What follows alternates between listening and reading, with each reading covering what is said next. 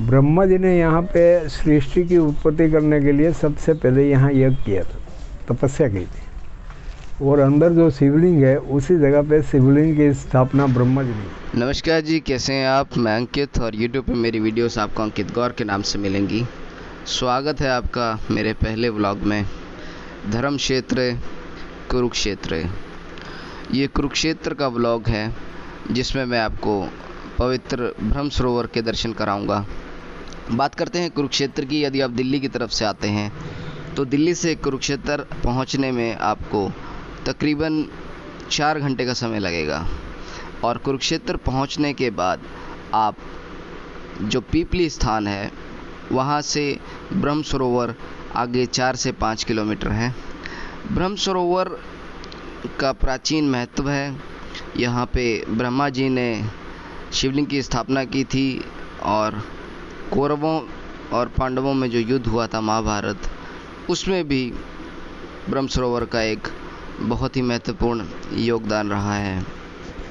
ब्रह्म सरोवर के साथ और भी कथाएं हैं, गाथाएं हैं, जिसका वर्णन खुद जो यहाँ पे उस ब्रह्मा जी के शिव जी वाले मंदिर में महंत जी हैं उनके द्वारा बताया गया है, जिसको मैंने वीडियो में जोड़ा है। महंत जी बहुत ही अच्छे इंसान थे, मुझे बहुत अच्छा लगा उनसे मिलके। बहुत ही बढ़िया सीनरिक व्यू है। ब्रह्म सरोवर का जो महत्व है वो सूर्य ग्रहण जब लगता है, जब सूर्य ग्रहण के वक्त स्नान किया जाता है ब्रह्म सरोवर के अंदर।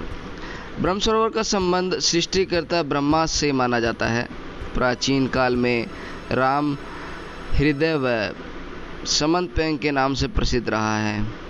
भगवान विष्णु के जो अवतार थे, भगवान परशुराम, उनका भी इस सरोवर के साथ बहुत ही विशेष संबंध रहा है। ये जो मैंने अपनी गाड़ी को मैं यहाँ रोकूंगा, तो ये जो नया मंदिर बना है बालाजी का, साउथ वाला बालाजी वाला मंदिर है, वो यहाँ कुरुक्षेत्र में बना दिया गया है। तो उस गेट के थ्रू मैं अभी एंट्री लूँगा। साथ साथ मैं आपको दर्शाता रहूँगा, बताता रहूँगा किस तरीके से ब्रह्म सरोवर के साथ जो कथाएं हैं या इस धरती कुरुक्षेत्र की धरती के साथ जो कथाएं जुड़ी हुई हैं। अच्छा, एक बहुत ही इंटरेस्टिंग फैक्ट ये है कि देखिए, जैसे हम लोग नॉर्थ इंडिया में हैं तो यहाँ पे मृत्यु होने के बाद आपकी अस्थियों को श्री गंगा जी में बहा दिया जाता है। परंतु यदि आपकी मृत्यु कुरुक्षेत्र या कुरुक्षेत्र के आसपास की जो गांव हैं वहाँ पे होती है तो आपको श्री गंगा जी में प्रभावित नहीं किया जाता। कहा जाता है कि श्री कृष्ण ने अवतार इस धरती को दिया था कि आप जो भी इस धरती पे जिसकी भी मृत्यु होगी वो उसे मोक्ष की प्राप्ति होगी। तो ये एक इंटरेस्टिंग फैक्ट है कुरुक्षेत्र की धरती के बारे में। भाई, बात करते हैं ब्रह्म सरोवर के बारे में। तो लौकिक आख्यानों के अनुसार इस सरोवर की सर्वप्रथम खुदाई राजा कुरु ने कराई थी। तो जो राजा कुरु थे उन्होंने इस ब्रह्म सरोवर की खुदाई की थी। इसी स्थल पर प्रजापति ब्रह्मा ने सबसे पहले यज्ञ किया था और यही वो जगह है जहाँ पे श्री ब्रह्मा जी ने सबसे पहले यज्ञ किया था। कुरुक्षेत्र जो है वो प्राचीन काल से ब्रह्मा की उत्तरवेदी, ब्रह्मवेदी व समस्त पंचक नाम से भी माना जाता रहा है। तो देखिए, ये कुछ बातें हैं जो मैं आपको कुरुक्षेत्र के बारे में बता रहा हूँ।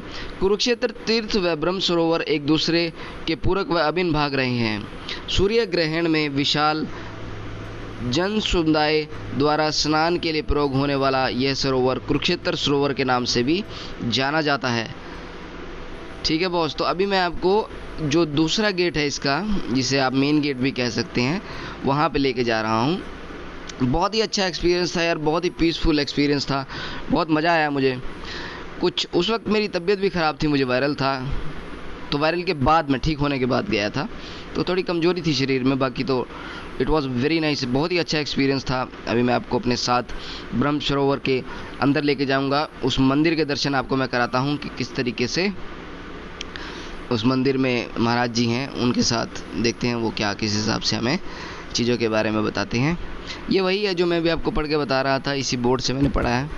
इसके अलावा यहाँ पे एक चैरियट है यार, ब्रोंज का चैरियट है, बहुत बड़ा चैरियट है, वो आप लोगों को ज़रूर देखना चाहिए। तो चलिए ब्रह्म सरोवर के मंदिर में एंट्री करते हैं।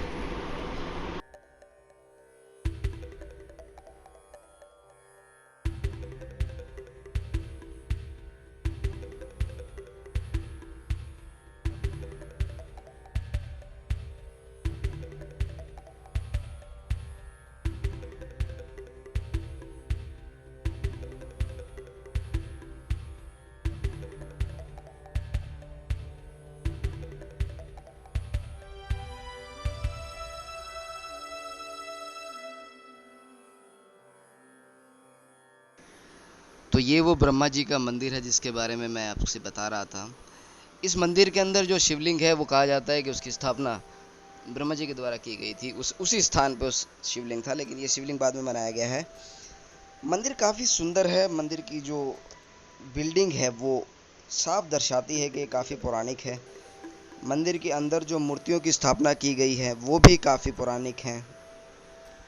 अब जैसे मैं आपको अंदर लेके चलूँगा तो आप खुद देख सकते हैं कि कितना पुराना ये मंदिर है। जो इसकी छत है, अगर आप इसकी छतों पे गौर करेंगे, मैं कुछ देर में आपको कैमरे को ऊपर की तरफ पैन करूँगा तो उसमें साफ तरीके से देख सकते हैं कि छत कितनी ही पुरानी है। ये हनुमान जी की मूर्ति भी काफ़ी सिद्ध मूर्ति मानी गई है।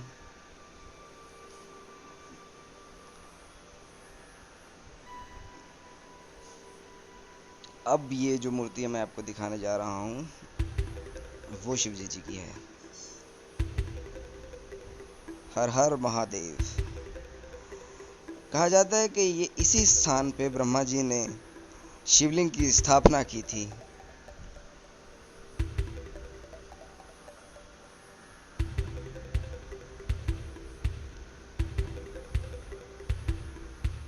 अभी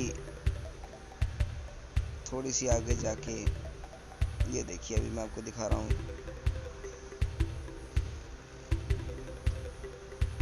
जो ऊपर का जो दृश्य है जिससे कि पता लगता है कि मंदिर कितना पुराना है, ये है वो जिसके बारे में मैं आपसे जिक्र कर रहा था। बहुत ही बढ़िया, बहुत ही सुंदर कारीगरी की गई होगी उस वक्त जब इस मंदिर को बनाया गया था। श्री गरुड़ नारायण का ये मंदिर है। ये श्री गरुड़ नारायण जी। अब कुछ ही क्षणों में मैं महाराज जी की उस वीडियो को अटैच करता हूं जिसमें उन्होंने ये ब्रह्म सरोवर है। ब्रह्मा जी ने यहाँ पे सृष्टि की उत्पत्ति करने के लिए सबसे पहले यहाँ यज्ञ किया था, तपस्या की थी। और अंदर जो शिवलिंग है उसी जगह पे शिवलिंग की स्थापना ब्रह्मा जी ने की। तो ब्रह्मा जी का नाम से इसका नाम है ब्रह्म सरोवर। यहाँ पे जब सूर्य ग्रहण लगता है तभी का स्नान का विशेष महत्व। सूर्य ग्रहण वाले दिन यहाँ पे स्नान करने से बहुत पुण्य मिलता है। तो सूर्य ग्रहण वाले दिन यहाँ पर लाखों लोग आते हैं। ये पूरा खस भर जाता है। और हर महीने के अमावस के दिन यहाँ स्नान होता है और पितरों की शांति के लिए पिंडदान, तर्पण, श्राद्ध वगैरह यहाँ घाट पे होता है। तो ये जो जगह है वो आदि काल से पहले से ही, मगर समय समय पे सब बदलता रहता है। तो ऐसा कहते हैं महाभारत के पहले माता कुंती और 5 पांडवों ने यहाँ बैठ के पूजा किया विजय की मनोकामना के लिए। और सूर्य ग्रहण पे एक बार द्वारका से कृष्ण भगवान यहाँ स्नान करने आए। तो ये जो जगह है वो आदि काल से पहले से ही। तो पहले तो एक खुला तालाब था। गवर्नमेंट ने सरोवर 1979 में पक्का बनाया। लाखों लोग एक साथ में स्नान कर सके और यहाँ रह सकते हैं। यहाँ देखो वैसे ही 4 किलोमीटर राउंड में बना हुआ है। और ये 15 फीट गहरा बनाया, रेलिंग से अंदर 15 फीट गहरा। नीचे कच्चा है ज़मीन में पानी अपने आप सूख जाता है। 2-3 फुट पानी कम हो गया फिर पानी इसमें भरा जाता है। भर जाएगा तो बंद कर देगा, कम हो जाएगा तो भर देगा। भाखड़ा नंगल डैम है, इसकी कैनाल यहाँ से 2 किलोमीटर दूरी पे है। वहीं से पानी की सप्लाई करते हैं मोटर से। तो हमेशा ऐसा न ऐसा जल रहता है। तो ये ब्रह्म सरोवर की व्याख्या है और ब्रह्मा जी का यज्ञ कुंड है, इसलिए इसका नाम है ब्रह्म सरोवर। अब मैं आपको लेके चलता हूँ उस चैरियट की तरफ, उस रथ की तरफ जिसके बारे में मैंने आपसे जिक्र किया था। बहुत ही खूबसूरत है यार, इतना बड़ा रथ, मतलब आपका मन खुश हो जाएगा देख के। और ये देखिए सड़क के ऊपर भी काफ़ी अच्छी पेंटिंग की हुई है, पर मैंने वीडियो को बहुत तेज़ टाइम लैप्स में डाल दिया है। यदि आपको मेरी वीडियो पसंद आए तो प्लीज़ यार बताना ज़रूर, ठीक है। तो ये देखिए अब आप, ये मंदिर है कात्यायनी देवी का।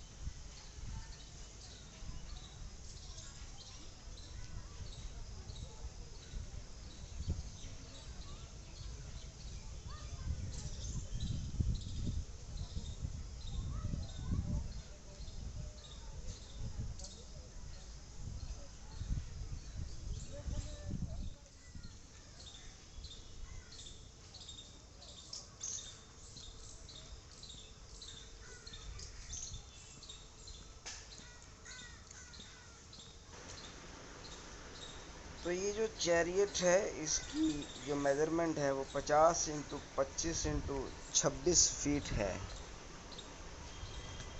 और ये जो है ना वो दृश्य दर्शाता है जिसमें कि लॉर्ड कृष्णा उपदेश दे रहे हैं। टोटली ब्रॉन्ज से बना गया है। देखिए कितना खूबसूरत है ये।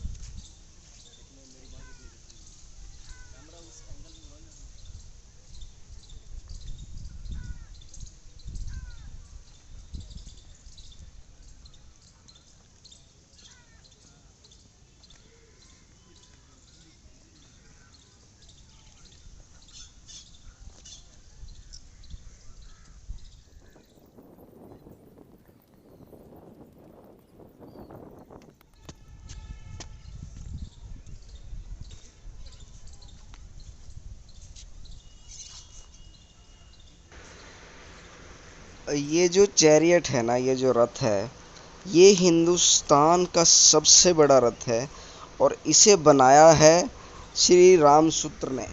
जो रामसूत्र जी हैं वो एक आर्टिस्ट हैं जिनके द्वारा इस रथ की स्थापना की गई है, जिसमें कि 4 घोड़े खींच रहे हैं श्री कृष्ण और अर्जुन को। कुरुक्षेत्र एक बहुत ही खूबसूरत जगह है। हरियाणा टूरिज़्म को इसे अच्छे से प्रमोट करना चाहिए क्योंकि ये एक ट्रेजर है। कुछ समस्याएं हैं, लोगों ने जब टूरिस्ट आते थे उनको शायद तंग वंग करते थे या कुछ ऐसा कुछ है, तो इस वजह से टूरिस्ट नहीं आते हैं यहाँ पे। बट आना चाहिए, बहुत अच्छी जगह है। फॉरेन टूरिस्ट की मैं बात कर रहा हूँ, सभी जगह, क्योंकि हम हिंदुस्तानी आप लोगों को बहुत स्वागत करते हैं। तो प्लीज़ आप कुरुक्षेत्र भी आइए, एंजॉय कीजिए, देखिए, परिवार के साथ आइए, प्लीज़ विजिट कुरुक्षेत्र। अब जो खाटू श्याम जी का मंदिर है ये बहुत ही सिद्ध मंदिर है। इसमें बोला जाता है कि जो धर्मराज युधिष्ठिर थे, महाभारत के युद्ध के बाद उन्होंने विजय स्तंभ की स्थापना की थी।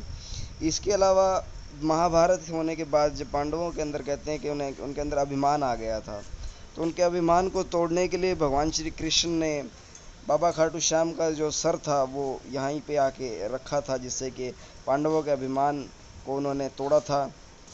और ये जो प्राचीन कूप है, यहाँ माता द्रौपदी ने महाभारत युद्ध के बाद अपनी प्रतिज्ञा पूरी की थी और जो गुप्त दान किया था। इसके अलावा जो महर्षि व्यास हैं उन्होंने भी यहाँ पे पूजा अर्चना की थी। भगवान परशुराम जी ने उनके जो पिताजी थे उनका जो पितृदर्पण जो हुआ था वो यहीं पे उन्होंने किया था। ये जो अभी मैंने आपको कुंड दिखाया, यही वो कुंड है जहाँ पे गुप्त दान किया जाता है। ये चंद्रकूप जो है ये पुराने कूपों में एक है, जो प्राचीन कूप थे उनमें से एक है। तो इस प्रकार से इस कूप की गाथाएं हैं। So with this we are going to end our journey here in Brahmsarovara, but I'll take you with me in the car towards my destination, towards my home. I hope you are enjoying the experience. I hope my voice is audible to you.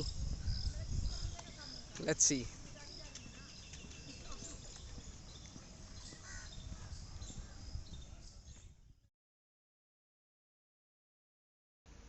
इसी के साथ मेरा पहला vlog मैं and करता हूँ। Please बताना यार किस तरीके से आपको व्लॉग लगा। पहले ट्राई है मेरी, मैं सीख रहा हूँ, कोशिश कर रहा हूँ। और कुरुक्षेत्र की धर्मस्थली के साथ मैंने पहले ब्लॉग की शुरुआत की है। इसके बाद लगातार वीक में 2 इस हिसाब से मैं ब्लॉग्स की संख्या को बढ़ाऊंगा, देखूंगा कि किस हिसाब से मुझे रिस्पांस आता है, कितना आप लोग मेरे ब्लॉग्स को पसंद करते हैं। जितना ज़्यादा आप लोग मेरे ब्लॉग्स को पसंद करेंगे उतना ही ज़्यादा मुझे प्रोत्साहन मिलेगा। बाकी कुरुक्षेत्र आइए, ब्रह्म सरोवर ज़रूर आइए, देखिए, घूमिए। बहुत ही पौराणिक चीज़ें हैं, हमारे धर्म के हिसाब से भी आपको कुरुक्षेत्र ज़रूर आना चाहिए। देखिए कितनी खूबसूरत डिपिक्शन की गई है महाभारत की, उस समय की। ब्रह्म सरोवर जाने के बाद एक अलग प्रकार का एक्सपीरियंस होता है। हम लोग तो यहाँ पे काफ़ी समय से रहे हैं, तो शायद मैं उस फीलिंग को बयान आपके साथ नहीं कर सकता, परंतु जब आप पहली बार खुद आएंगे इस स्थान पे घूमने, इस जगह को देखने, तब मैं 100% दावे के साथ कह सकता हूँ कि आपको बहुत अच्छा लगेगा। तो चलिए दोस्त, इसी के साथ बहुत सारा प्यार आप सबको। जय हिंद, वंदे मातरम।